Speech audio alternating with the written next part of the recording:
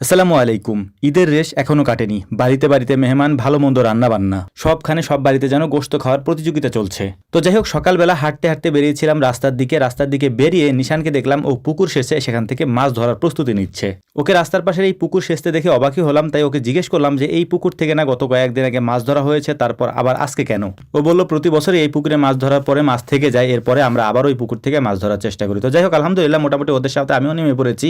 মাছ ধরাটা আমার জন্য একটা নেশার মতো হয়ে গিয়েছে। যেখানে পানি আছে সেই লোভ সামলাতে পারি না, পানি থাকলেই মাছ খোঁজার চেষ্টা করি যে এখানে মাছ আছে কিনা, মাছ ধরা যাবে কিনা। পুকুরের পানি একেবারেই কম ছিল, এর পাশাপাশি যখন আবার এখানে মেশিন বসানো হয়েছে, মেশিন দিয়ে পানি টান দেওয়ার সাথে পানি একেবারে কমে যাচ্ছিল, আর এর পাশাপাশি মাছগুলি উপরে যখন ভাসছিল দেখতে অসাধারণ লাগছিল। তাই আর জামা কাপড়ের দিকে খেয়াল করিনি, যা হবার হবে, মাছ তো ধরতেই হবে। মাছ ধরছিলাম, বেশ ভালোই লাগতেছিল, কিন্তু অবাক হচ্ছিলাম যে এখানে এত পোনা মাছ কোথা থেকে আসলো। তো ওকে জিজ্ঞেস করলাম যে এত পোনা মাছ কোথা থেকে আসলো, কারণ এটা যেহেতু সেচা হয়ে গিয়েছিল, তারপর এত মাছ তো থাকার কথা না। তো ও বললো যে ভাই, মাছগুলিকে আমরা অন্য পুকুর থেকে এনে গত 2-3 মাস আগে এখানে ছেড়ে দিয়েছিলাম, যাতে করে মাছগুলি একটু বড় হয়। তবে বেশি একটা বড় হয়নি, তাই ওই মাছগুলি আমরা ধরছিলাম, কিন্তু আমার মূল টার্গেট ছিল এখান থেকে দেশি মাছগুলি সংগ্রহ করা, যেগুলি আমি এখান থেকে নিয়ে যেতে পারবো।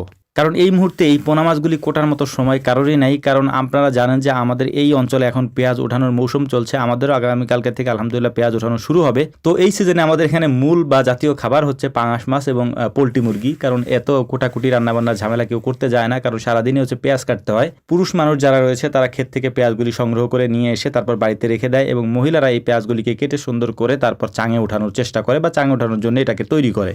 মূল কথা হচ্ছে এই সময়টাতে সবাই অনেক ব্যস্ত থাকে, কারণ এই সময় একেবারে ক্রিটিক্যাল একটা সময় আমাদের এই অঞ্চলের জন্য। তো যাই হোক, আমাদের হয়তো কালকে থেকে শুরু হবে।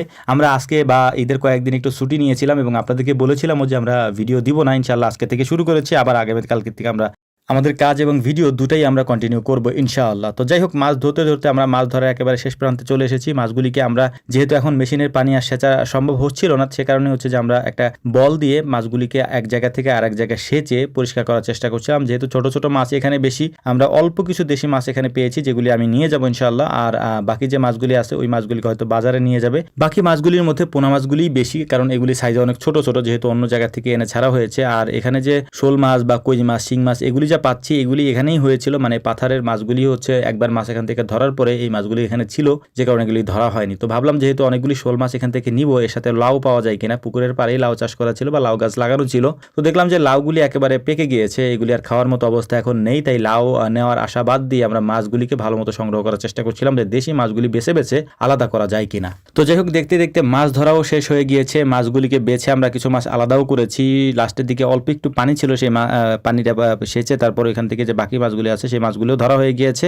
এবং এখন আমাকে যেটা করতে হবে সেটা হচ্ছে যে এইখান থেকে আমাকে দেশি মাছগুলিকে আলাদা করতে হবে। সেটাও আমি করে ফেলেছি, হাত মুখ ধুয়ে তারপর এখন বাড়ির দিকে রওনা দিব, কারণ মাছ যেহেতু পেয়ে গিয়েছি, এই মাছগুলি দিয়ে দুপুরে আজকে রান্না বান্না খাওয়া দাওয়া হবে ইনশাল্লাহ। তো আমাদের জন্য দোয়া করবেন। আসসালামু আলাইকুম রহমতুল্লাহ।